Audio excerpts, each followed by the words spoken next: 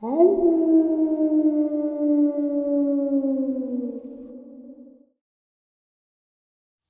right, greetings and salutations, everyone, and welcome to today's bonus upload.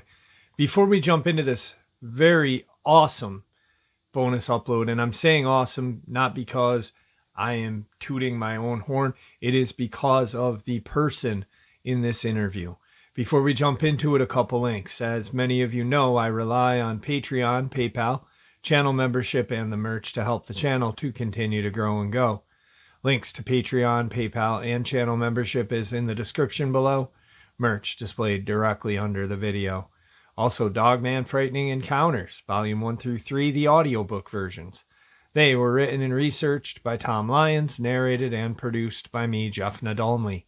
Those audiobooks are available on Audible, Amazon, and iTunes, links to which are also in the description as well.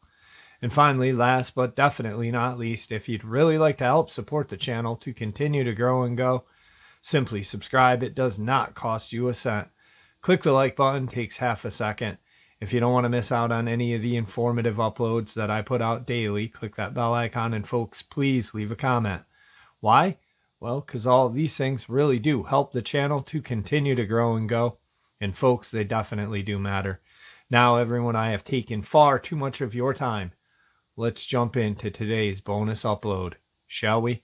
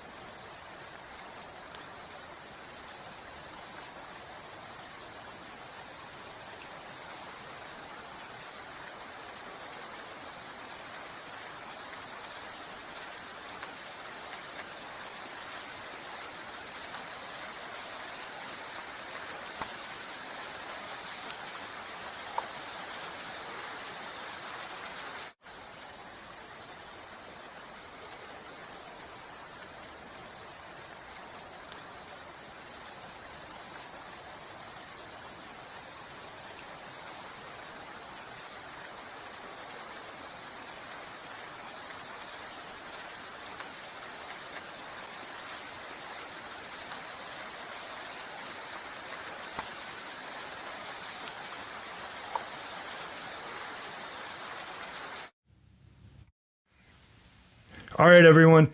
Today I have a researcher. I think he's subscribed to my channel. Actually, I'm probably sure. We're friends on Facebook, so I'm hoping that he is. Kirk Stokes is with us. He is a researcher that I have heard a lot of his research experience, photos, and stuff through other people. I've never had a chance to sit down and talk to him.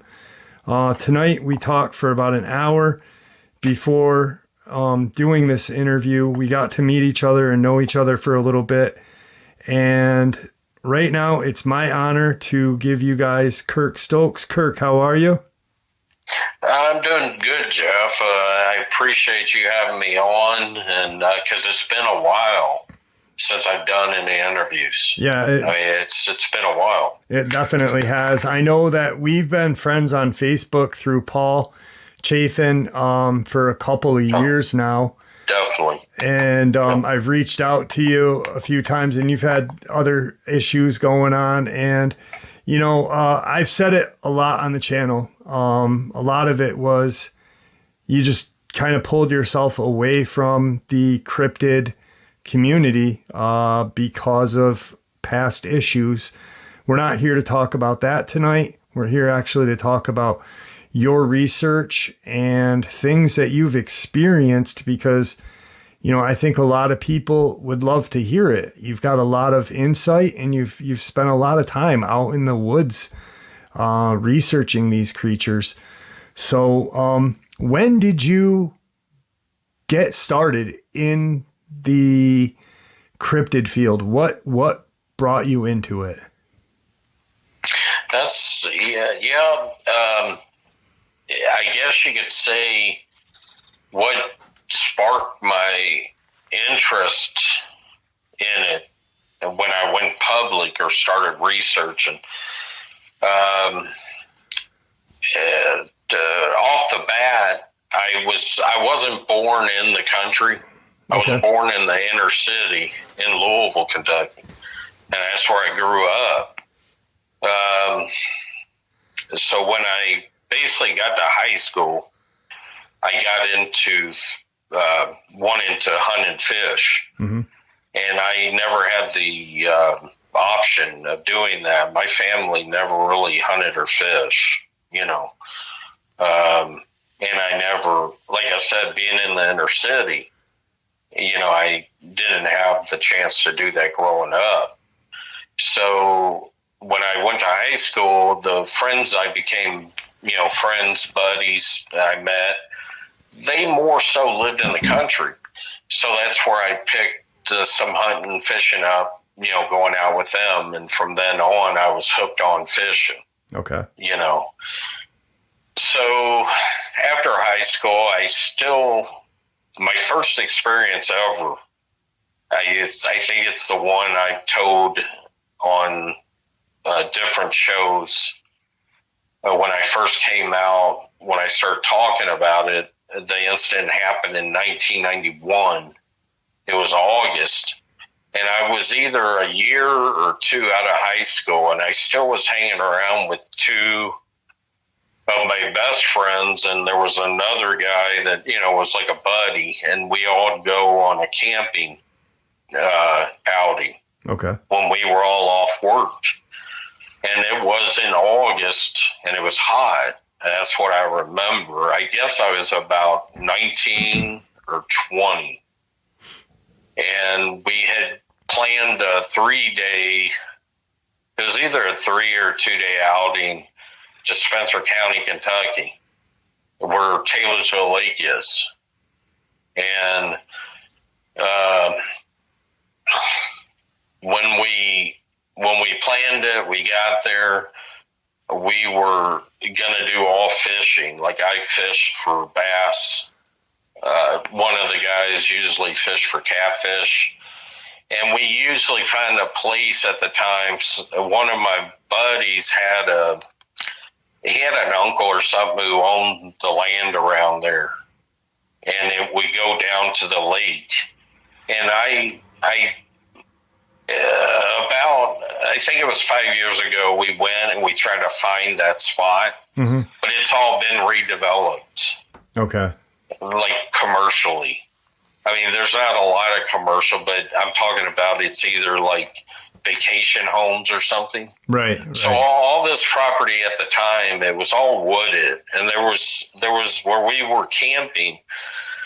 It was, at the time, it was like a plateau, and there was trees surrounding it, tree lines that went all the way down to the river. And so, we fished that day. And when we came back to where we had our stuff, the coolers, the camp fires, we normally didn't set up tents. We would just sleep on row sacks. Okay. During the summer. Yeah, yeah. And I know that we had lanterns, and we were sitting around, and I don't think we brought beer that time. Yeah, I did drink beer. We all drink beer, right, at different times, but we knew that some of us weren't. I don't know if like I said, I don't know if I was 20 or 21. I think I was 20, but we knew that you couldn't really have it. You know what I'm saying? Because a lot of three of these guys were already planning on going to the Marines. Yeah. And I was planning on doing that too. Yeah. You know, you get busted by DNR out in the woods drinking beers. That's on your record. Yeah. And we didn't want to jeopardize that, right. honestly. I mean, we've drank before that when we were fishing, but we knew how the conservation service was there at the time. Mm-hmm. They were really strict. So I think we were just sitting around, and the tree line was on my right, and I had my side, I guess, where I was sitting on my tackle boxes. I had the real big tackle boxes, and I think they were sitting on these little pull-out aluminum chairs, and I kept hearing stuff from over the tree line. Like sticks and stuff. Like I thought it was deer. But at this time, it was probably about 12, sometime after 12 a.m. Okay. Yeah, so definitely not deer time. No, not really. But I mean, I'm not saying that I think I've seen deer out at night. Right. But it was just unusual at that spot because we had been there, I think, one other time. And I forgot, we were all joking around, I remember telling this for the first time. We were all just, joking around, cutting on each other. You know how kids do, or young dudes do. I mean, so as I was laughing, I heard this, what sounded like a bulldozer. That's what it sounded like, coming up through that, on the other side of that tree line. And I stopped because I couldn't see anything. I mean, it was dark besides the lantern. And I remember all I could see was one of my buddies' face, in the lantern. And they all looked, you could tell their eyes were set, on what I was hearing. And I remember kind of turning a little bit, and the next thing I knew, I had a little bitty metal flashlight at the time.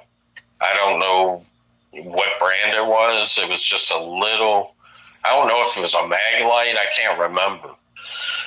But I took it and I did a run on the trees, on the tree line, because that's where it sounded like that noise stopped. And I ran it across there again, and I caught what was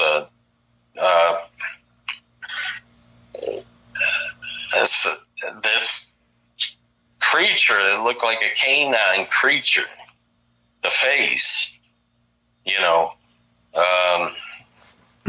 it was, when the light hit the eye looked like it was as big as a softball. Yeah.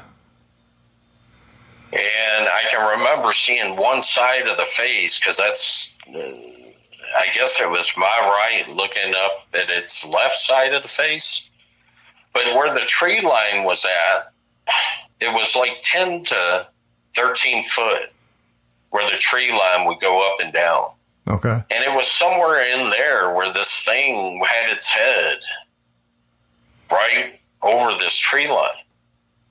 And I automatically, I think I took the flashlight and I winged it at it out of reaction. Yeah. I know.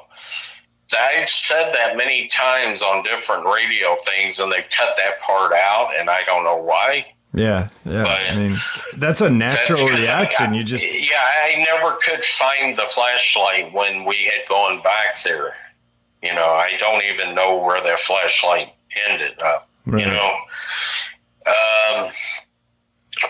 So the next thing I know, I'm getting up. I wasn't even aware that they were there, or they had left and they had taken off to go to the truck, because I was just now getting up, and I had turned around and I tripped over those tackle boxes because I was unaware even what I was sitting on.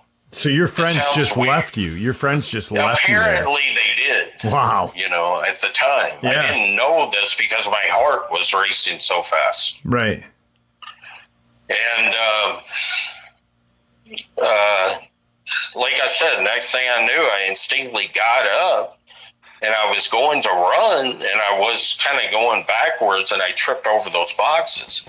When I hit the ground, it knocked the air out of me, you know, and I could still kind of make the outline of the thing out. I mean, I could sense it was there, what I seen on the flashlight. Right. And the next thing I knew, I was going to get up, and this thing let out a low guttural growl. Still in that same location where you saw it? Yeah, it was in the same place, I figured. I mean, you got to remember, it was pitch dark, you know. Yep. But I knew it was still there, and then it let out the growl, and I was on the ground, and that vibration hit me in my chest. And the only thing going through my head at the time was, I'm going to come up missing. Like, I'm not going to be able to live my life. I'm like 19 or 20, and this thing's going to take me, you know, because I don't know what the heck's going on. Like, you know, I've never encountered anything like that, you know. Yeah. I mean, who encounters that stuff? Yeah, yeah. I mean, it's why not something that you, it's not something that you plan on, you know, encountering at such a young age, just having fun with your friends. Exactly. I mean, I was totally out of my wit, you know, when this was going on. Yeah. And that's all I remember thinking. I'm going to come up missing. I'm going to get killed, you know. And as I was thinking this, it stopped, that vibration or whatever it was, because it literally paralyzed me. That was the first time I ever had an instance since that time from I was a kid to there that I experienced where I could not move, you know. I don't know if it was some kind of physiological thing or if it was something that I later researched called infrasound. Yep. That sometimes they say, I've talked to zoologists in the past when I got into the public research, and they said it sounded like some kind of an emittance of ultrasound or infrasound. Yeah, yeah, where you're like a tiger uses or a lion to freeze prey. Freeze you, yeah. You know? Yep. Because I had no idea at the time, because I didn't discuss this with any zoologist or anything till probably about 2009. Okay. You know, I never told anybody. Yeah, yeah.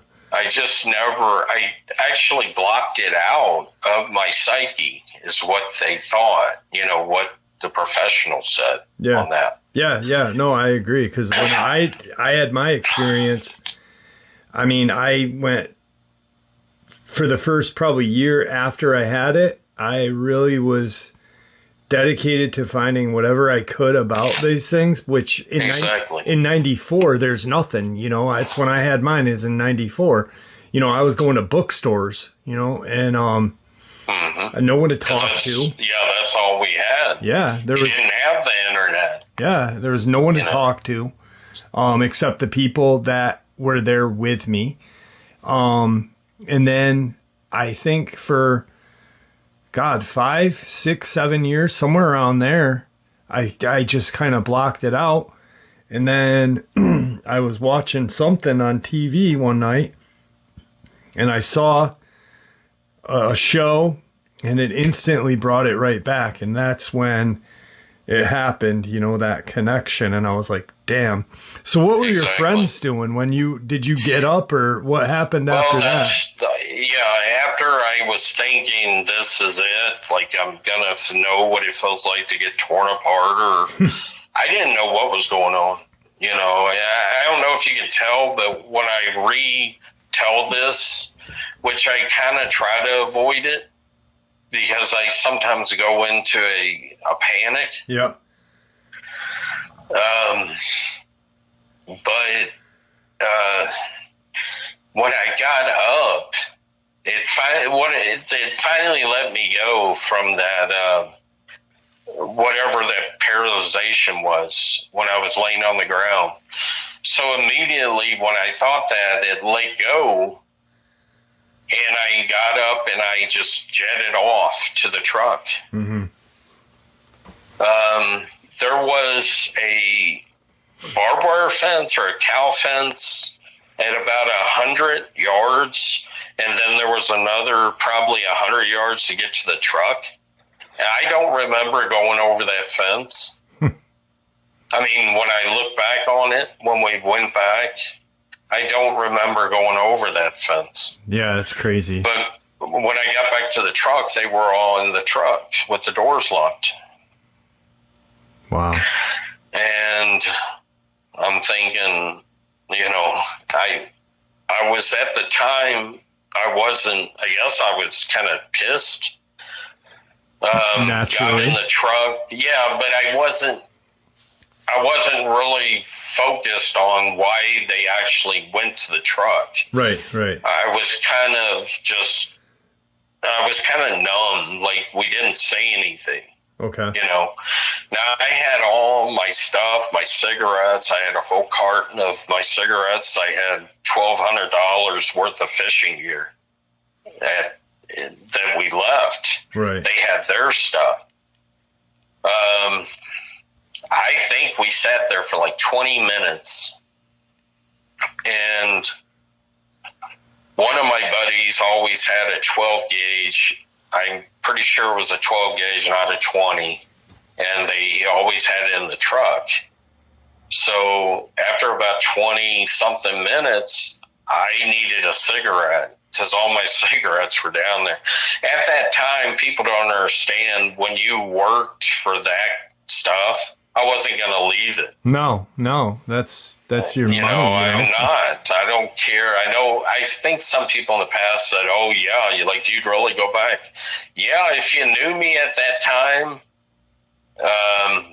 you probably would understand why I did go back, Right. So they didn't want to go back. I went down and got my stuff and got my cigarettes, and I came back to the truck, and I told them, if you want to get your stuff, you're going to have to go down and get it. I'm not bringing it back. Because I kind of was like, you all left me. Yeah.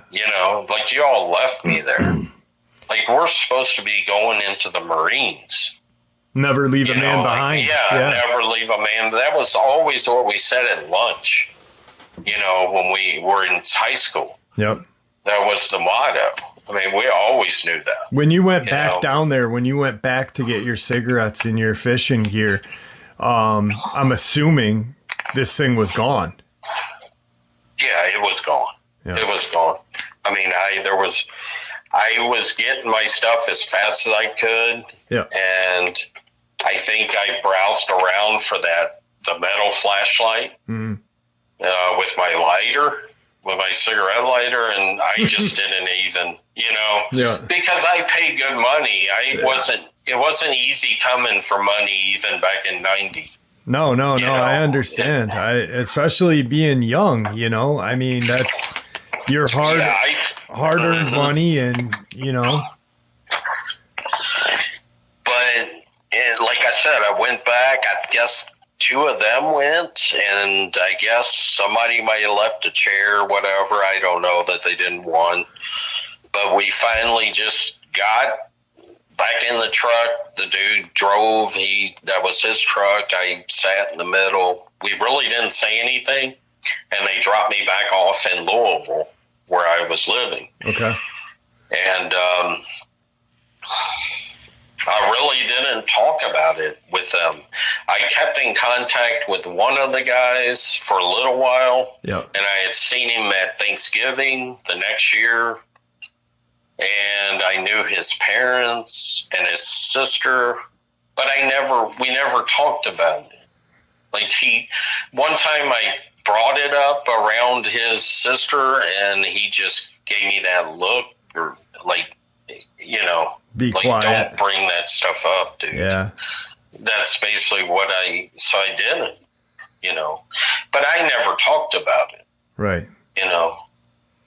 It's kind of a weird thing. And when people have to tell about their experiences, man, they already have the cards stacked against them. Yeah, exactly. Yeah. Because of the stigma on something like this. I mean, when does that happen? You know what I'm saying? I mean, it's like the UFO phenomena. All those people that have an experience, of course they don't want to tell anything. Yeah. Because you've already got the cards stacked against you. Exactly right exactly. There. It's and I didn't, at being 20 years old or 19 at the time, I didn't know what was going on. Right. I wasn't the smartest guy in the world. I think I'm a little bit wiser now, and I look back on my buddies, and I don't blame them for leaving because it was a auto response. Yeah. Yep. I mean, I realized that, yes, 2 of them did end up going to the Marines, but I don't blame them because I might have done the same thing. Yeah, yeah. I hate to say that. Or in their eyes, maybe when they were running, they may have thought, Kirk's with us too, until they got back to the truck, because they all instantly got up and took off, but you, like you said, you were flashy, you were looking at this thing. You probably got the best look at it with your flashlight. So you were just kind of almost hypnotized, it seems. It was something that I had never experienced. My mind was not full of so-called chasing monsters. Yeah. Till about 97. After this happened, I didn't go fishing till about 95. I didn't go camping. See, I was camping heavy, and I didn't start camping again till about 95 or 97. Okay. And then I camped and I fished up until about 2008. And in 2009, because I was working too, but on the weekends, I loved camping. But it took me about 5 years to even go back. Yeah. Not to that area, because I never went back to Taylorsville. Yep. Until 2011, I think. Yeah, when I had my encounter, I live where, I had my encounter. I'm probably five minutes from where I had my encounter. Mm-hmm. And I've had to drive by the location of it, but there was times I remember driving in the cul-de-sac where I had it, and not being able to stop. I just really went right through the cul-de-sac and went right out. And it wasn't until this year that I went out into the woods and brought my camera with me and showed people where this went down. It takes a lot out of people. And then to go back, because you're almost reliving it as you're there. Exactly. I totally understand that. From what I know from researching more in the psychological, well after this, that it affects people in different ways. Yeah. I kind of, without knowing it seemed like it set a spark off in me in 95 to pick it up and to probably make a semi-career out of it. Because actually I started thinking, I got my first camera in 98. I think it was it was a bulky big VCR Beta. Yep. Like a hand-shouldered one. Yep. And it dawned on me, if I could have got this creature in 91, which I probably couldn't at night unless that flashlight was on it. You know, there was no night vision that the public had, I don't think. But if I figured if I could have got the creature like that on film, that would have been crazy. Yeah. I mean, that's what was going through my mind around 98 when someone had given me a camera for like my birthday. And I was like, man, if has anybody ever done this? I mean, I knew about Patterson, Yep. you know, Patterson Gilman, and who hasn't watched that a million times?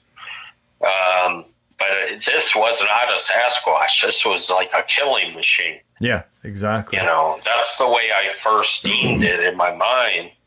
When I first told that experience publicly, I think that's what I termed it at. They asked me, well, what did you think? And I said, the only thing I thought at that time was that's a killing machine.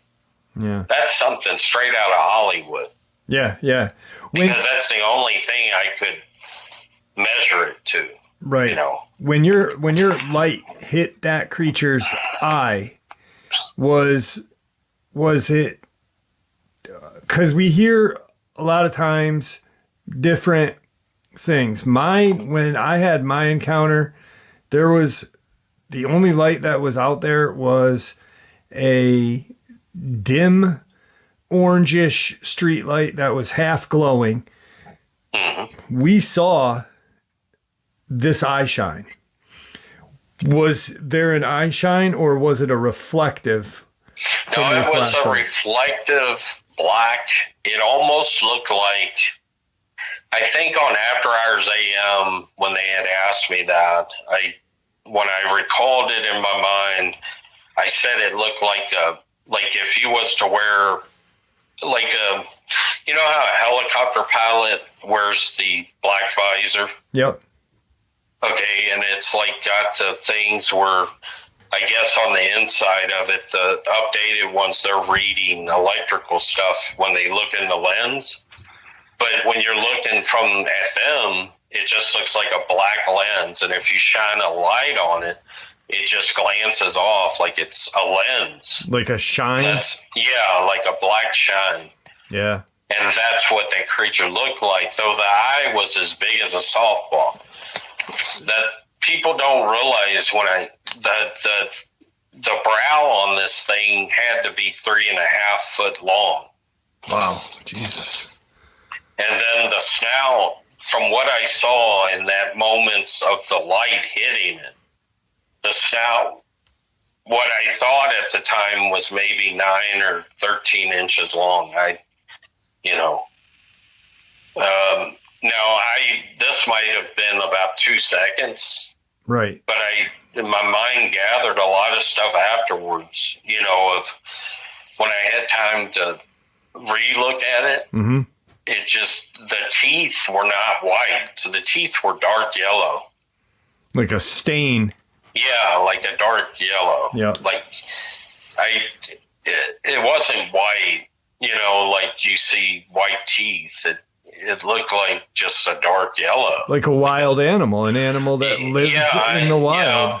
Yeah, and I guess, and later on in life, I've seen it in bears that have been shot. Yeah. You know, like old bears where their teeth are yellow. But this was really yellow from what I remember, you know, on the teeth. That video that I've shared on my channel,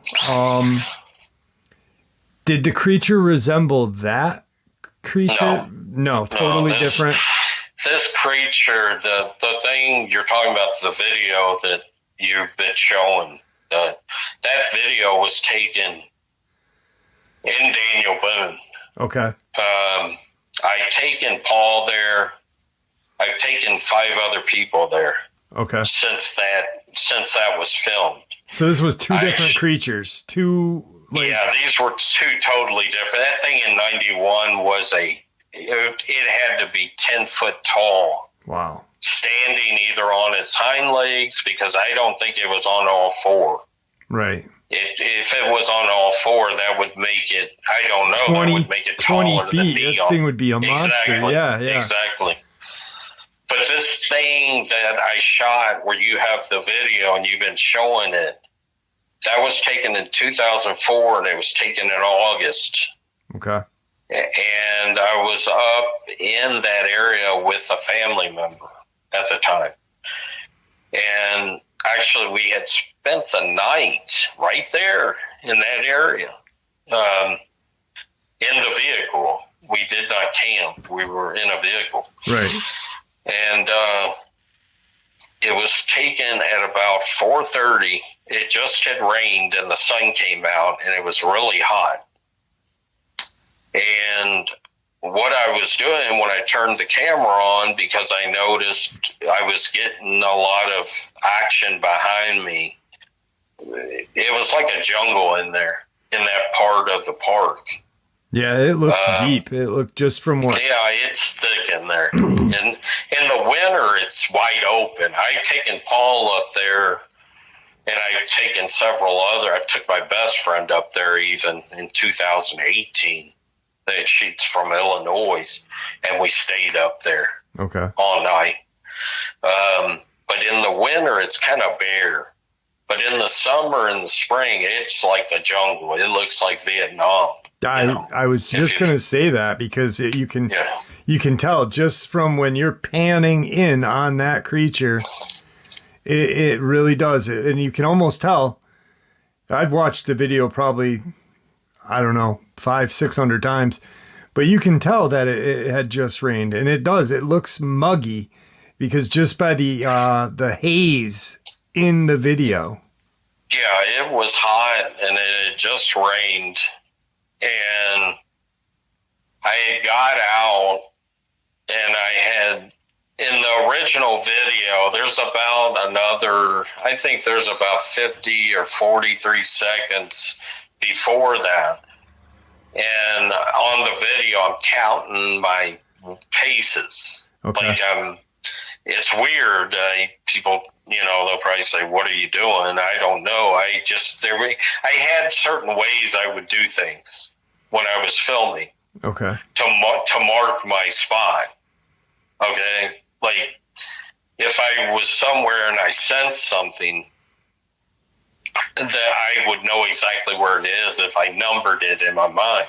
Right. I know it sounds crazy. Well, you're almost mapping it out. That's essentially, that's what I'm doing in my mind. So because you wouldn't believe how many times in the past that I forgot where exactly I was at. Okay.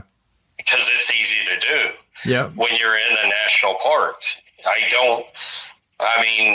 have done that before. I totally forgot where an area was at because it's either changed or didn't look the way it was. Right. I don't, because it's like forever changing or something. Yeah. Yeah. No, it's hard how to explain it, but that's, So as I was filming, I was panning that area because I was kind of sensing by the sound and the crackling that something was in there.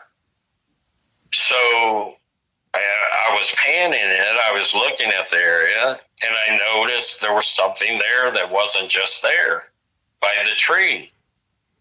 And I don't know if you can tell by watching it, but when I zoomed in on it,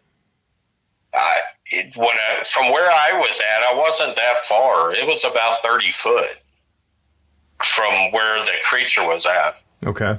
And when I'm looking at it different than what people are looking at it on the video. Yeah. I'm seeing the outline of it with my eyes because I could see a lot more of it than what the camera's kind of showing. Like I'm filming it, but I'm looking at it in real time and I can see it swinging. But on the video, I can see it swinging. Yeah, yeah. Now, I don't know if people can tell that or not. No, people that have seen it and commented on it, they can see it. I've had a few people take the swaying for breathing. There's one point in that video, because when I got the video, I got 1 minute and 6 seconds of it. And I then took part of it, slowed it down, and zoomed in. So now it's like 2 minutes and 16 seconds. There's one point in the original video where I didn't zoom in, but you can see it blink its eye. And the second I saw the video, I was like, I remember my mouth, the jaw dropped, and I was like, holy shit. I'm like, this is it. This is the video. There's no denying that this creature is there, you know? Yeah. And you got good eyes. Paul seen that when he first... See, I never seen that video until I had went to Paul's. Unfortunately, I know everybody's going to say, well, why didn't you look at it? I only looked at it through the access of my camera. I never hooked it up to a computer. Right.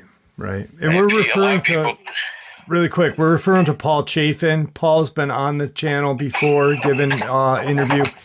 He is almost kind of like your apprentice almost, you know. He's a good friend of yours and very much into videoing and photoing the woods of Kentucky.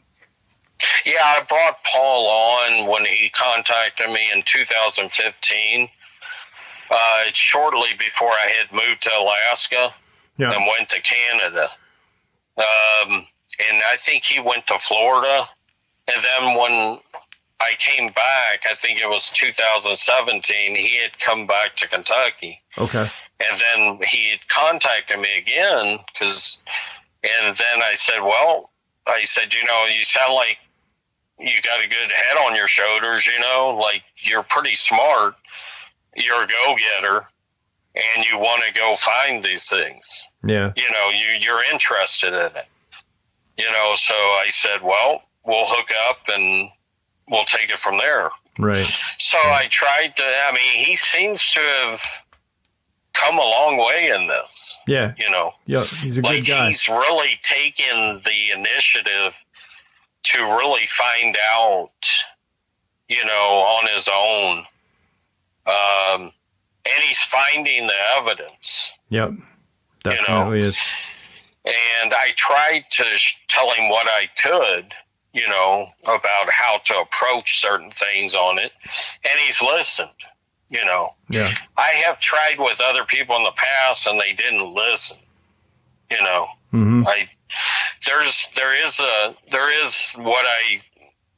is certain steps you can take to be, I don't know how you would say it, to be more productive in your research. Yep. And you're finding your evidence. And he's listened, you know. He's really good at doing that. Yeah. You know, and he really takes the initiative. He reminds me of what you do in your research. Yeah. You know. Thank you. Because you really, if people can't see that you're totally devoted to the subject that we are talking about, and it goes beyond that, they don't understand what this involves. Right. Yeah. You know. I appreciate and that. some people might not, you know, they might not understand because unless you're involved in it and you're kind of on the inside of it, you're not going to know what all goes on. Right. You know. Yeah, exactly. Really quick, you had just you'd mentioned Alaska, and when me and you privately talked for that hour, I kind of wanted to ask you, you went up to Alaska. Did you go up to Alaska to do research? Or yeah, it was research, and at the time I had married, and I had moved up there. Okay. And the woman I had married, unfortunately, I'm not married to anymore. But she was also involved in the research. Okay. And I took a lot of film out of Alaska. Really? Wow. Yeah, I shot a lot of film of a lot of creatures, Now, but it was a lot of Squatch. that's what I was just going to ask. I was because when you think of like Alaska or you think of the Pacific Northwest, you automatically think Bigfoot, Sasquatch. But if there's Bigfoot if there's Bigfoot, there's usually a number of dogmen as well. And they're there. Yeah. They're there. I've seen them. I've seen them twice in Alaska. I've seen the dogmen in Alaska. Okay. Unfortunately, I did not film them at the time. Right. I mean, one was a quick glimpse. It came out of the brush, made itself present, and it was right back gone into the brush. Yeah. And that was unexpected because that day we were not looking for anything. I was actually doing some work, like some yard work. Okay. I was actually shoveling, I think, pea gravel or something, and there was another time when we were driving, and I think I don't know if it was Cook's Outlet up in Alaska where the ocean is. Like, I forgot if it's called Cook's Outlet or Captain Cook. I'm not really familiar with. Yeah, I'm not. I just can't remember what the park was called, but I witnessed what I know to be a canine, cryptic creature. The rest of it was Sasquatch that was either around where I was living, where I was staying at the time, and where we hiked, where we knew that they were already there. Right. Because the footprint evidence that I took, the actual videos I took of some, it was just predominantly Sasquatch. Yeah. How what's your I've said it many times on the channel when I talk about Bigfoot and things, because people have like this perception of Bigfoot, being the guardian of the forest and Harry and the Hendersons, and they're a dangerous creature. Did you ever have any kind of like an experience with a Bigfoot where you felt like you were in trouble? Yeah, that's a good question. I've known a lot of people that I know that they are truthful because I've seen their evidence and they've invited me to share in it.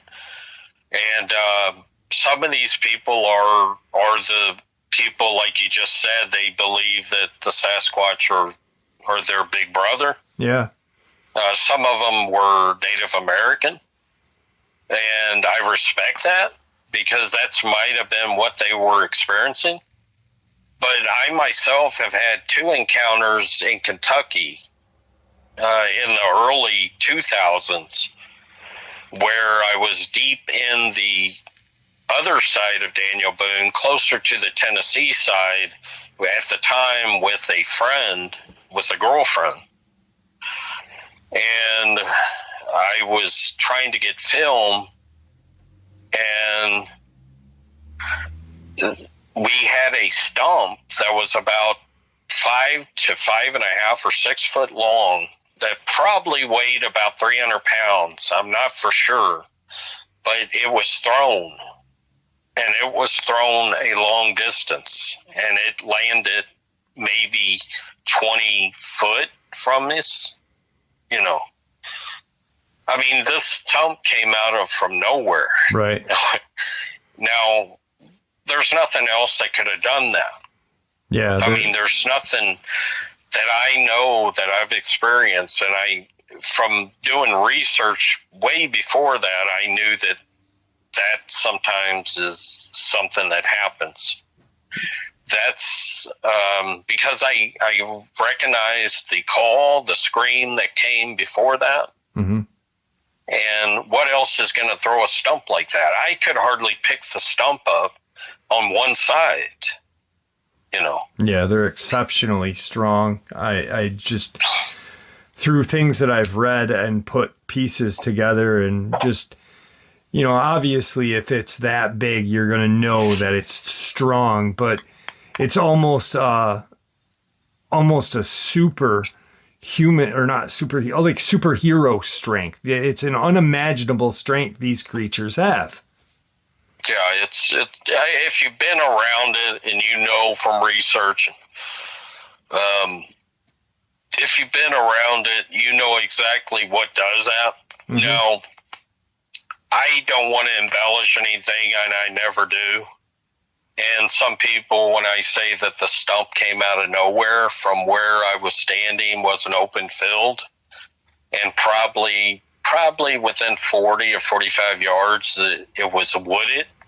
So it came out of there. So you tell me what could have thrown it. Yeah. Now, was it meant to hit us? I don't know. I just know I didn't like that area to begin with. There's some areas where it seems like after 91, I can sense certain things. Yep. I'm not saying I'm superhuman or anything like that, but I've always been open to, I believe your mind, if your intent is strong enough and you're looking for something, that you will find it. Yeah. You get that sometimes feeling. Maybe that's not good either, because be careful what you wish for. Exactly. You get that feeling. That's what I found out, Yeah. on some of this. I did the video when I was we talked about this when I was up north in the Adirondacks, when I was at where Tom Mezek disappeared. And there's a video of it that I had been up there a bunch of times prior. In this one spot, it's I made it a point to upload it and talk about it, because you can see my whole demeanor change. Like, and it wasn't just, and then once I left that area, it slowly got better, but I felt like I was in danger. It was just like, and you look around. Yeah, it's bad. Yeah, and that's there for a reason. It's there to protect you. I really think humans have this untapped ability. Everyone has a psychic ability. I don't, that's my belief, because I've seen it. I know it works. But everyone has it. We just aren't taught it. Right. And sometimes experiences, I think, bring it out tremendously. I think what I got hit with in 91, it not only caused me problems, but it enhanced things that I never knew I had. Yeah, it opened your mind a little more. I think it did. I mean, it had to. Yeah. After that, I in 91, I didn't, like I said, I didn't start going back out camping or fishing till about 95 and 97. In 97, I had my second experience, which I think I told before publicly, when it was in the spring of 97, and a guy I used to do contract work for, his name was Teddy, and he was a contractor. And at the time, I never owned a boat or anything. So when someone offered me to go crappie fishing, mm-hmm. I jump on it.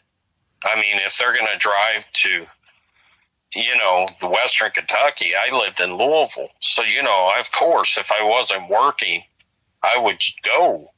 So we ended up going, and it was supposed to be for like 2 days. And I guess we might have been planning on sleeping in the truck.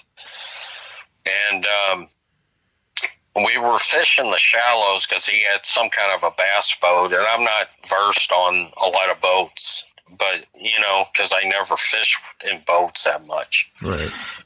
And we were at night, and he had a spotlight with him, and it was a pretty big one.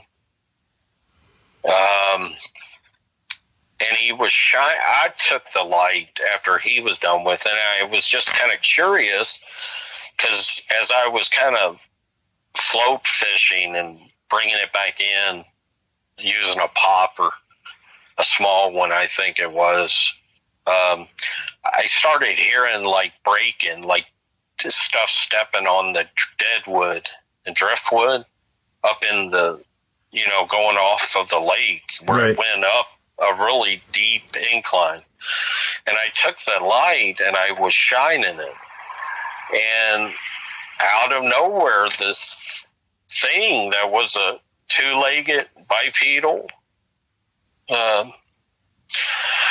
what I describe as a type of a dog man with two arms, two legs, standing up like a Sasquatch. And it was probably about 6 foot tall, but it had huge forearms. And when it looked in the light, it didn't hold up its hand, to block the light. It just stared at us. Like, when I first caught it in the light, it looked like it might have been looking for stuff under the driftwood. Like, mussels or something. I don't know. Right. But it just stood there. And I was thinking, at the time, again, I was thinking, if I had a camera, what the, this thing is right here. And Teddy, of course, he's strictly no BS, Right. Very logical. Didn't say a word, I remember glancing at him and he was just like looking, like he didn't look at me or nothing. He's just looking straight ahead at what I was looking at. And I just couldn't believe it, again. But this was an actual bipedal. It had a short snout. It had 2 pointy ears. It had little white hairs in the ear. Like it had white in the ear itself. Like a bobcat. Right. Wow. And I think I do remember telling this on a couple shows as being my second actual sighting where I could plainly see it. So it finally just turned around and started to walk off, it eventually walked off into the darkness where I couldn't spotlight it anymore. Mm. And that was my second experience from 91 that I had of a solid sighting. Yeah. But I didn't feel at the time when I didn't feel any anger or nothing. Okay. Like I didn't feel any danger. Like it was more of a curious, it was doing its business, yeah, you were doing yours. I'm sitting here watching this thing that nobody's that I known has ever seen. And I'm thinking, not at the time, but later on I thought, we're maybe the only humans who have seen this particular one. Yeah. You know what I'm saying? No, yeah. Like, what's the chances of that? Like, does this have something to do with, like, my first experience? Yeah. I don't know. I don't have answers for that. I just know that, it happened and I seen it and he seen it. And he was with me. And I'm not crazy. Right. But if I had a camera, what a shot that would have been. Yeah. But I don't think I had my first cell phone till 2001, honestly. Okay. It was either in 99 or 2000. Because I know it wasn't before the attacks in 2001 of September. I know I had a cell phone before then, before 911, Yep. And, wow. And, I mean, it wasn't big. It wasn't like dominantly big. It was, like I said, about 6 foot tall. But I could see that the forearms and the calves were huge,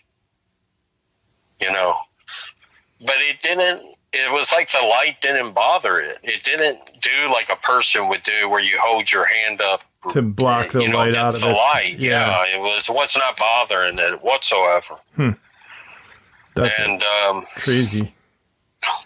Well, I mean, to see it in that good a position with the clearing on that shore, and to think it just moseyed along like it wasn't scared of anything. Right. But I didn't feel anything. But some people say, well, that's because you were on a boat. No, I probably would have picked up something. Yeah. I think more or less it was a chance encounter, and it was doing its business, and it was just like you said, it was maybe looking under that wood for some opportunist dinner or something, like just. That's what I thought. I mean, this was probably, I think it might have been about 1 a.m. It might have been 12:30. It was sometime around there. I know we got there late anyway. Yeah. And that was a season, I think we had flooding that year too in Louisville. If I can't remember, it was 97. I'm pretty sure it was 97. It was a year when I think there was a lot of flooding in Louisville. Okay. If I can't remember right. Now, your research has stemmed behind cameras, behind video, behind photo. The main, or one of the biggest things when it comes to video or photos is those people who are like, is this the best we get? Was this taken with a potato? Exactly. Oh yeah. What do you think? Because you've done this for so long, been standing behind that camera, what do you think the reason is that the video or photo doesn't come out as clear as you see it with your own eyes? I've looked at that many times, what you just suggested on the, why that is. Mm-hmm. Heard many explanations. I mean, I'll come off the top right now and say that I've been privy, being in the research since 98. I would say fully into it until now. And I've seen a lot of private photos. I even have videos of myself, okay? I have plenty of videos. I have stuff that is really, really clear. I've seen pictures that people have taken, and they're legit photos, they're legit videos, and they are the clearest dang things I've ever seen. Now, you'd have to ask them why they've never shown them. A lot of them say that they don't want to get involved. But I have seen the clearest that I've ever seen. These videos and photos are often, from what I know, they're often sewed behind the scenes. And just in a private collection. Yep. Because I don't see them. And I'm saying this because I'm coming off the top and I'm telling the public what I know on that. Right. Because I know myself. That's not the first time that I've heard that. Tim Baker told me the same thing. That it's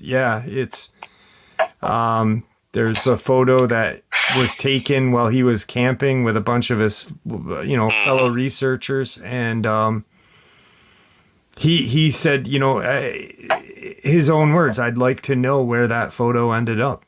Mm-hmm. Exactly. And a lot of times, now I'm not, this is partly speculation. Mm-hmm. I would think that there's sometimes NDA signed on it when you take cash for a photo. Mm-hmm. And no matter how bad that person might want to say, they're not obligated legally to say. Once you sign an NDA for money and you sell something, you're not allowed to talk about it. Right. It's like a contract, a non-disclosure agreement. Yeah. But what I know, this is what I know, that a lot of times the videos and pictures do get sold, and there's an NDA possibly signed, and those videos and photos will go away. Speaking of photos, You know. you sent me a photo. You sent me a photo and gave me permission to share it. Oh yes, definitely. What's the story behind this photo? The one with where I have my name on there, with the trademark. Yep. That photo came out of a video that I took in 2015 in northern Kentucky in a park. I don't want to say the park. Right. But it came out of Kentucky. It came out of there when I was back trailing out of there shooting video. Not when I was going in, when I was coming out. And this is a frame, I think 284 taken out of the original video of that 4 times. Okay. The one I'm showing, which I think is a pretty good video. In the video, it's kind of a fast video in the main frame in the regular speed, but when I slowed it down to get a better quality definition of it, of this one, this might not be the best definition. Right. I think I have some more that are clear in a certain speed frame. Okay. That shows a little bit more detail, but it's a pretty good picture that I haven't readily shown publicly.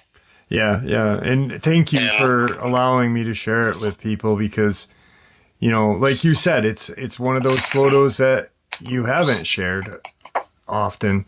I think it's a pretty good one. Yeah. The video is, I think, just as good. How close were you to the creature?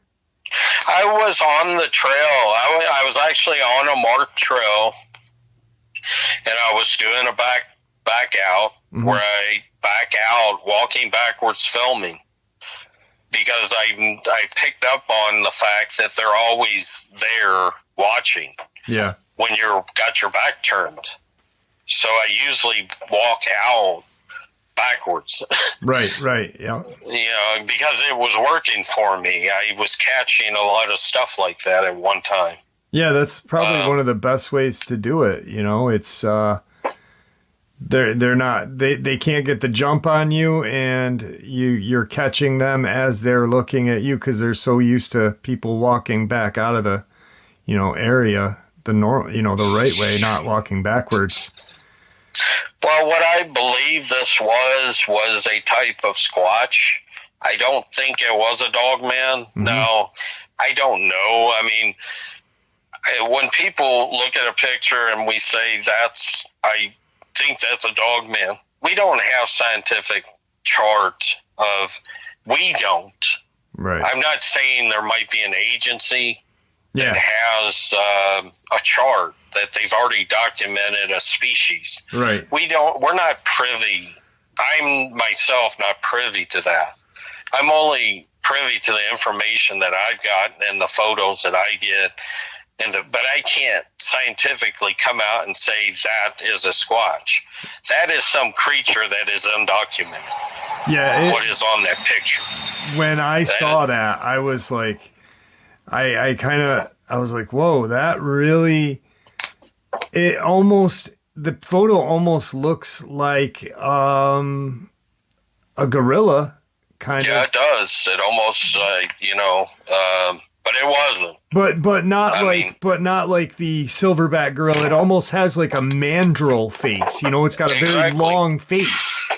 Well, it almost looks, to me, what I thought it looked like if you look at the work that Grover Stance did. Am I saying that right? I think so. The guy who did the research from Oregon back in the 70s up until the late 90s, and he did a lot of the footprint work. And the casting and stuff? Yeah, and he did a lot of work with the Gigantopithecus skulls. Yep. To me, that almost looks like Gigantopithecus. Yeah. Blackie. Yeah, it's the scientific name. But I don't know. I can't literally what I'm saying, when we show photos as researchers, you're best just to say what I say now is that is totally an undocumented animal. Exactly. Because I can't literally say, I can say to my best knowledge from what I know, that might be a Dogman or a Squatch, but I don't truly know. Scientifically, I don't. I mean, we really don't know what these things are. We know nothing. You know, truly. We call it a Dogman because it's got ears and a snout. But who's to say it's even got canine DNA in the damn thing? Exactly. And I just want to be honest. That's why I'm trying to explain that. And I respect that, yeah. Because I never wanted to come out in the public ever from the get-go and say, this is what I got. I can't do that. Yeah. I just wanted, from the get-go, I really just wanted to show what I was seeing. Yeah. From the time in 91, I couldn't understand what the hell happened. I didn't know what traumatic stress I had been through. I mean, it still gets to me. Yeah. Until you've been in that situation, and I don't know, maybe a lot more people will. Maybe it's unfortunate why I'm on the topic that some of these cases that happens to these people, these like campers, hikers, or even children, that a creature would possibly be involved in their disappearance. To me, that has always been something that's very upsetting to me personally. Yeah. Because if you think about it, here I am, and I made it part of my life looking for these creatures. And, I mean, good golly, I mean, how horrifying if some of these creatures are taking people. I mean, think about it. I mean, that's crazy. Yeah, I think, and definitely it's think a hard they are. subject to deal with. It is. It's kind of when you're on the kind of the inside of the research, and you there's some things that I don't talk about. Yeah. There's some people who have come to me and they wanted information of what I knew about certain things. Well, it happens in every career. If you're privy to doing the work and researching, there's going to be people that come to you. Yeah. 100%. And you know that. I mean, you've done a lot of deep tracking research. I know this because I've watched. Yeah. And when you're kind of a lifelong researcher, and you know what it takes to get the information, you can look at anybody, and when they claim to be investigating, you know the clues just by knowing it. Yeah, exactly. Like we talked about privately, it's something you can sense from that. Yeah. What you've done, or what I've done, or other researchers have done, and you can feel that. One thing that I've always, and I always say this on the channel, is that there are no experts in this field. Like, I'm constantly learning from people, from subscribers, just talking with you. I've got about 1 million different ideas in things cooking in my head. Like, well, I wonder this, I wonder that now, and I think that's probably one of the greatest things about this science. It's a science based on theory, and you can't prove theory right or wrong. Exactly. So. That's well said on that. I just, like I said, I've always wanted to come off from the get-go, non-embellishing. Yeah. I'm getting too old myself I really don't want any kind of public spotlight on anything. Yeah. I got to where I purposely got out of this research, and we talked about that a little. There was a lot of going on with me personally, but at the same time, a lot of things since I started a public research, I got really deep into it. Yep. And I can't really talk about a lot of the stuff that the personal experiences where you might get certain threats. Yep. And those threats might not just come from individuals. No, I agree 100%. If I'm saying that right. You are. You are. You know, and I backed out of it pretty good. Yeah, you did. You know, I think I've known some people to get really deep into it. It seems like if you cross a certain line, you're basically warned in ways, okay? And I mean, I'll be honest. I know some stuff that I don't talk about. Mm-hmm. I just won't ever talk about it. And I don't think if people knew the situation, if they understood it, they probably would say, I don't blame you. Yeah, exactly. You know, I really think if you look at it from that mature approach, that people would understand why some people totally disappear out of this research. Yeah. Yeah. Like out of choice. Like they've had enough of it. Yeah, it is. Like we're fine. Like I'm fine with not like this. If this was my last interview and I decided I probably won't give no more, I might come back on here. Yeah. You know, that'd be awesome. And especially if I decide to start putting up new videos that I have decided in the past that for whatever reason, I decided not to make public at the time. Yep. And I decide to make them public, I'll probably come back on here. But I don't want to get back in. I'm fine with doing the private research. Yeah. Yeah. You know. Absolutely. And I mean, you know, not everything is a conspiracy. I agree with that 100%. It's not all conspiracy. There's things that just occur naturally, and you know, but there are those lines that when crossed, sometimes there's not, you don't come back, you know, and you just shut up and you don't share certain things. And yeah, I agree with you 100% on that. And I know what you're talking about. Yeah, I just thought I'd kind of try to clear that out because I know a lot of people, I've seen a lot of people from different areas in the research that were in public. They throw out these questions and sometimes it's to these well-known investigators. And a lot of times they will not answer anything about nothing. They won't try to explain it. That's the best way I know how to explain why that certain videos and certain pictures never make its way to the, you know. Or certain information. Yeah, certain information, especially on cases where, unfortunately, people come up missing. Mm-hmm. Yep. And like I said, I don't know a lot. I know a lot in my research, and I know a lot about what I think these creatures, where they are. Yeah. And I'm like 50 to 100% sure at any time I'm going to know where they're at. But I don't, like when it comes to the other stuff, that information, for whatever reason, I mean, they do it with a lot of stuff.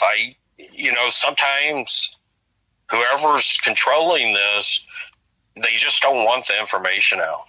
Yeah, exactly. You know, exactly. I don't know what else to, you know. Yep. But like I said before, what really is baffling and scary is the people. If some of these creatures are involved in some of this stuff, to me it's disheartening. Yeah, it is. You know? It is. Because I've never had a problem with that myself. Like other than when I had the times when a stump was thrown.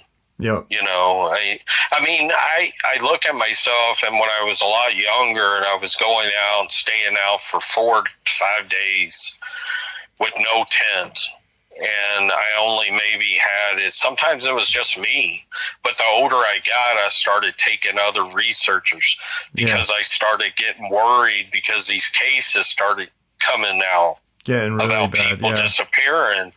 Now, and then people say, well, why, you've done this most of your almost 27 years now, and you've always come back. I don't know why. You're lucky. It wasn't your time. It wasn't your time. It wasn't your time.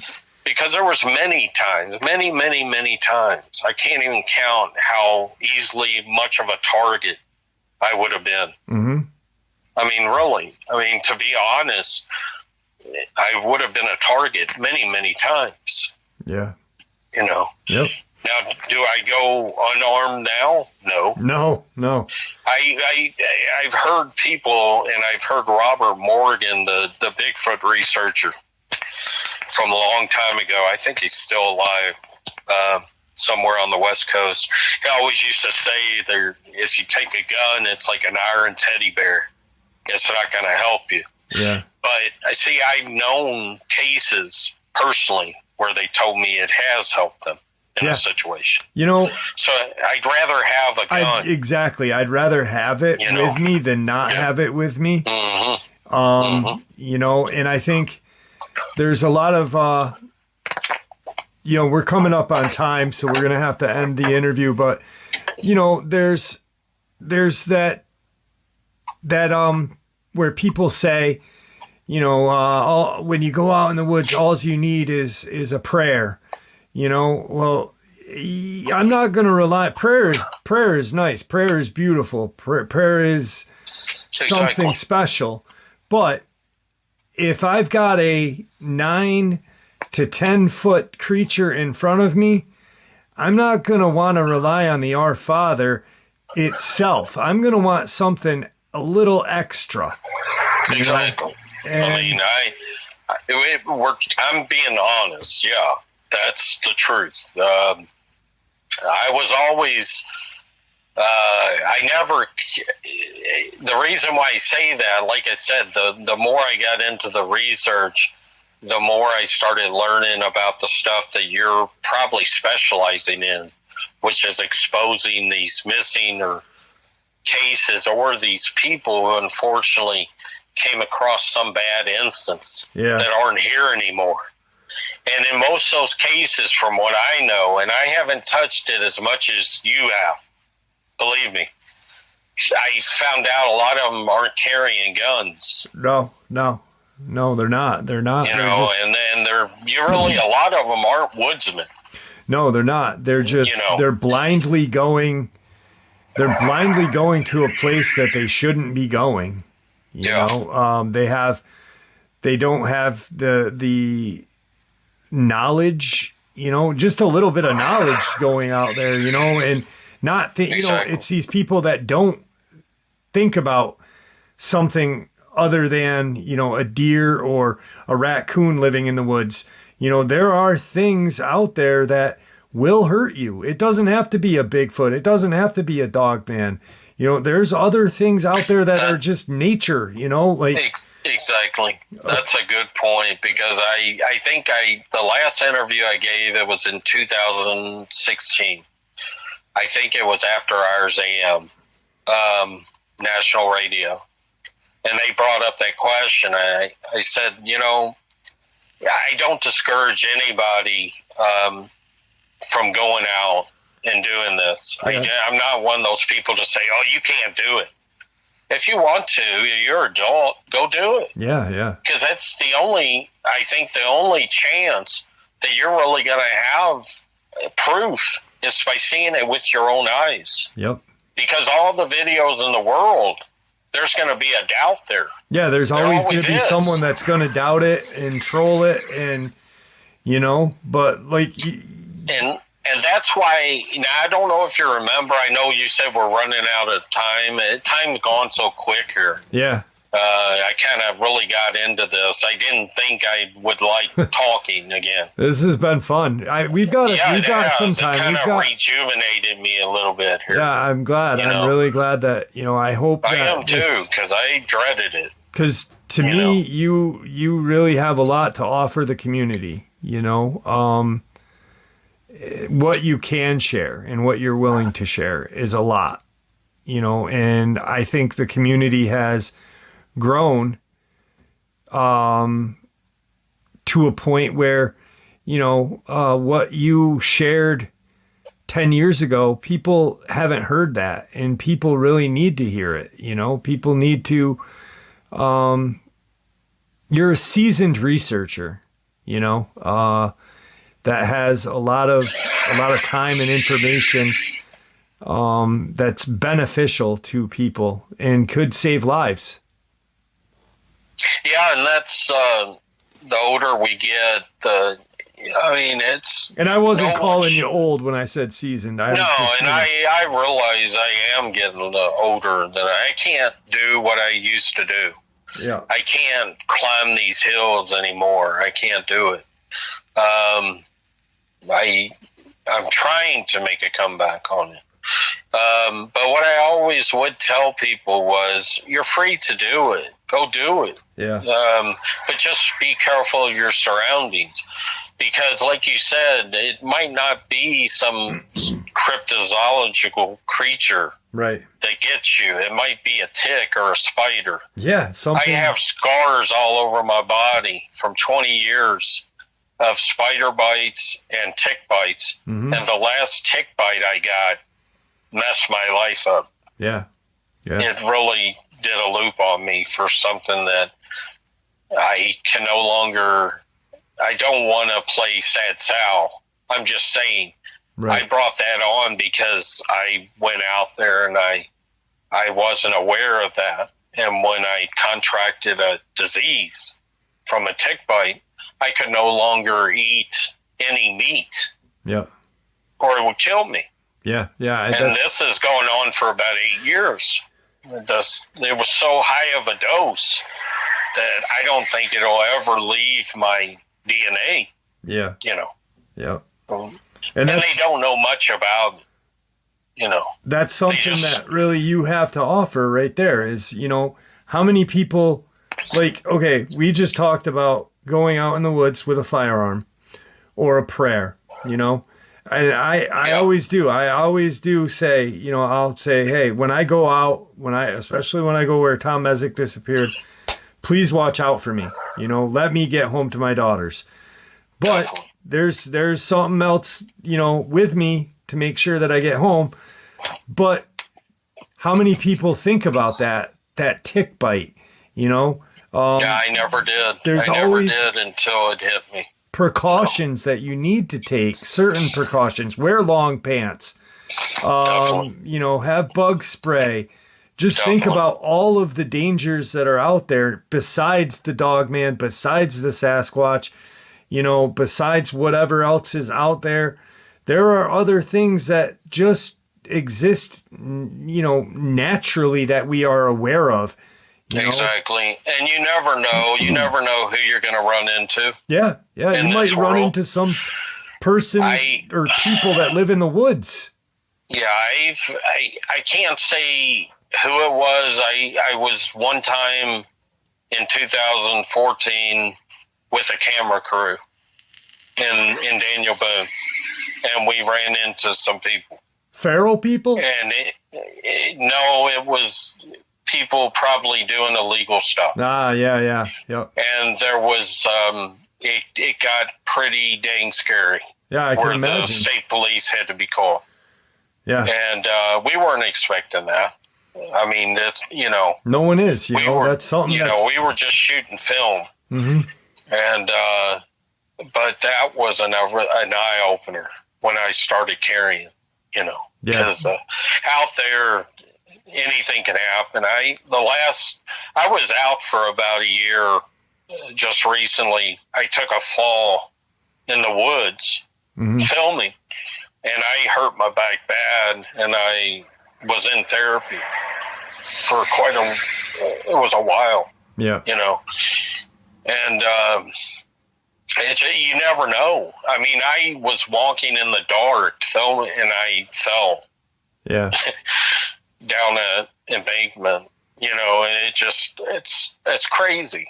You never know. You got to be right there. Perfect example of being aware of your surroundings. Definitely. And it's just, I mean, and it's just, I don't want to discourage anybody from doing it. If they want to get into this, go do it. That's what I was getting ready to say. I don't know if you've heard of DDoS. Now, we started, it was back in 2015, the BDRP channel. Yeah. And that's one thing that we had decided on. We weren't going to discourage anybody. Yeah. We wanted everyone in the community to have a part in what we were doing. Just take precautions. Yeah, just, because, man, once you get out there in some of these national parks, you don't have cell phone service unless you have a transponder, which cost about, I think, $5,000? Yeah. Or something to that effect. A lot of people don't. I never had that to buy that. So if something happens, you're pretty much on your own. And even in today's time, if your cell phone don't work, you might lay there and die. Yep. From a broken leg or a snake bite.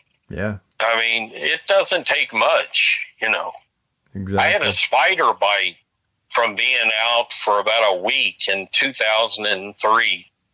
And I almost lost my leg from the thigh down from the spider bite. Yeah. And it just, you never know. And that, and that's, like I said, I asked for it because I wanted to do the research. But that's just some of those things that you don't hear about. No, you don't. I don't know what kind of spider bit me. The doctor crew didn't know what it was either. They just know that my whole leg was infected after about a week when I got back. I mean, that's just some examples, exactly. of other than what the unfortunate thing with cryptids, if that's what. And, I believe that some cryptids are involved in some of this stuff. I do believe they are involved in it. I don't have, per se, firsthand proof, but I would think that they are the cause of some of it. Yeah, without a doubt. And I don't know if you found that in your investigation. I think that there's a portion of these things that cryptids are involved, and then there's a portion that just don't pertain to cryptids that, people want to add a story to, you know what I mean? They want to involve a cryptid when it's really, some pot growing guy that's out there that wants to protect his crops, or, some other BS stuff. So listen, we're about an hour and a half in. I want to talk to you for a few minutes after, so don't hang up. But we're going to end the interview. Is there anything that you'd like to say to the audience before we end this? I just, like I said, this is the first time I've been publicly talking since about 2016, I think. Mm-hmm. And I hope I've answered some questions without being too confined.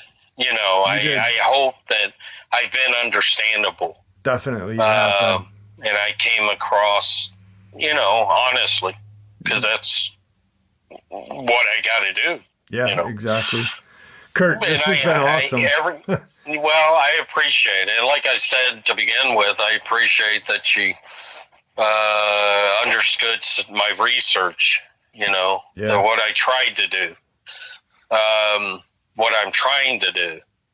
Because I don't think it's not about money. No. It's about, I just wanted to show people.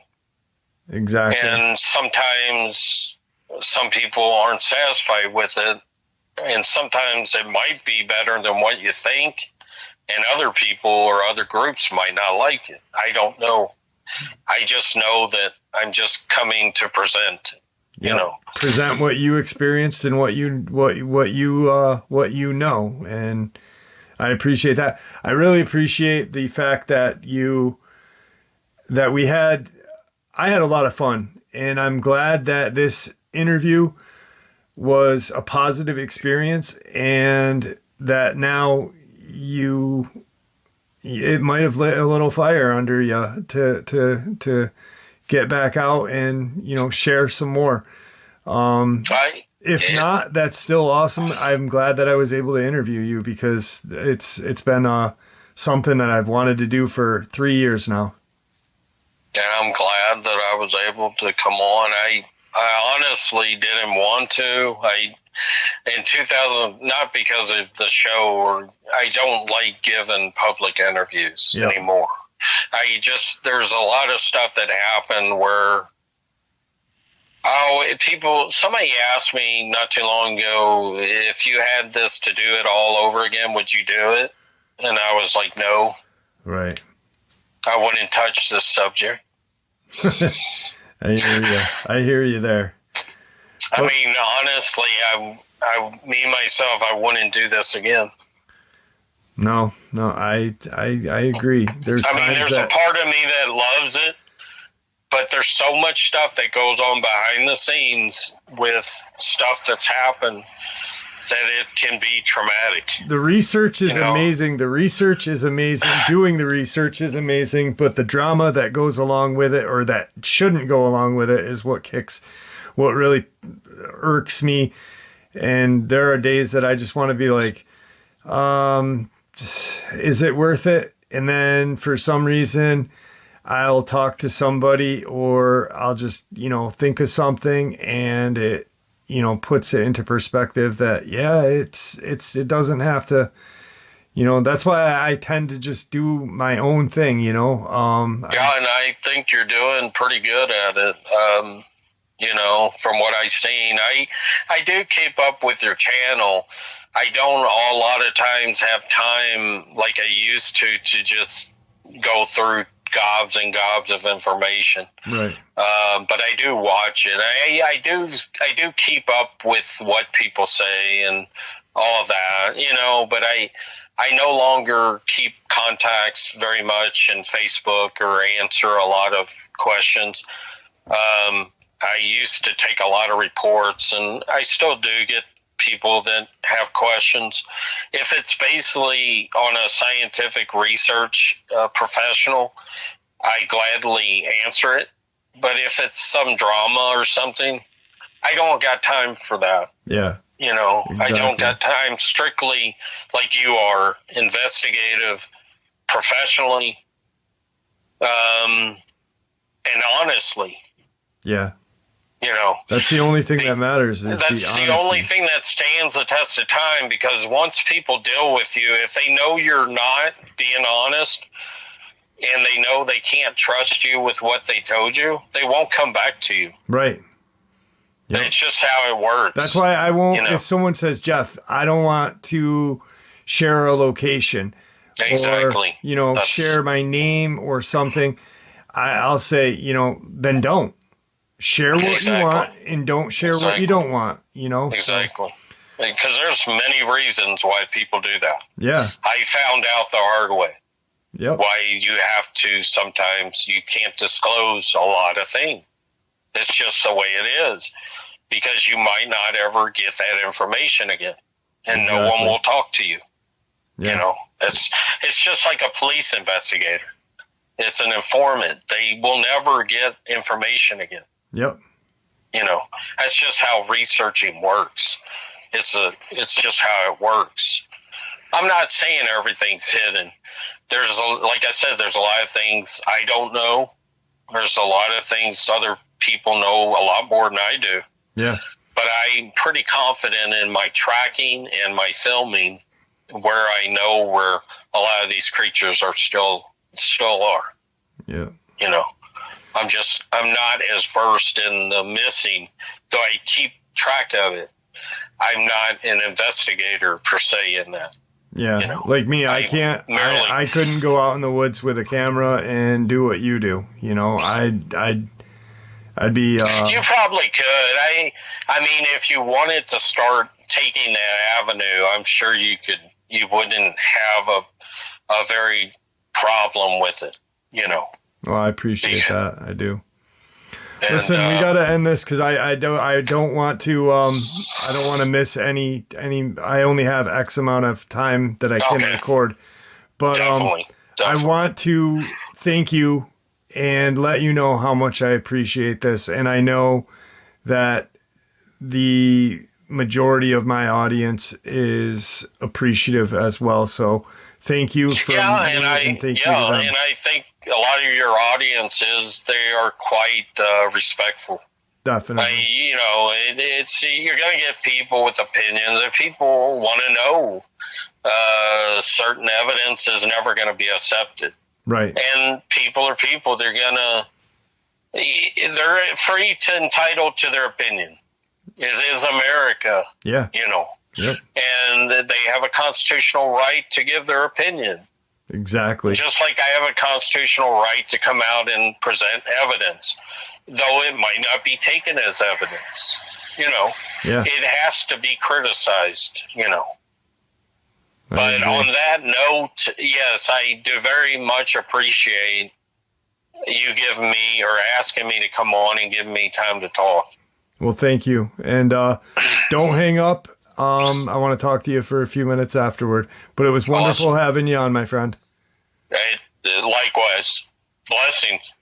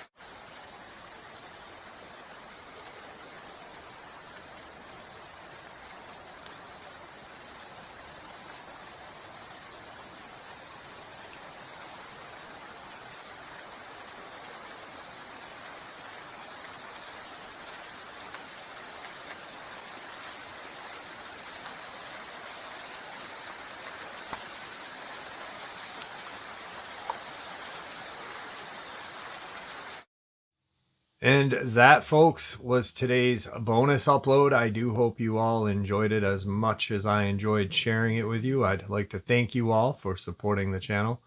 After all, it is your support that keeps this channel growing and going, and honestly, what gives us all a place and a chance to share our experiences and theories judgment-free. Just simply treated with the respect we all deserve. Please stay safe, happy, healthy, and ever vigilant, keeping an eye on our children, pets, family, and friends. These creatures are real. They are out there, and they are dangerous. Share this information with those you love and care about, and it may just help save their lives someday.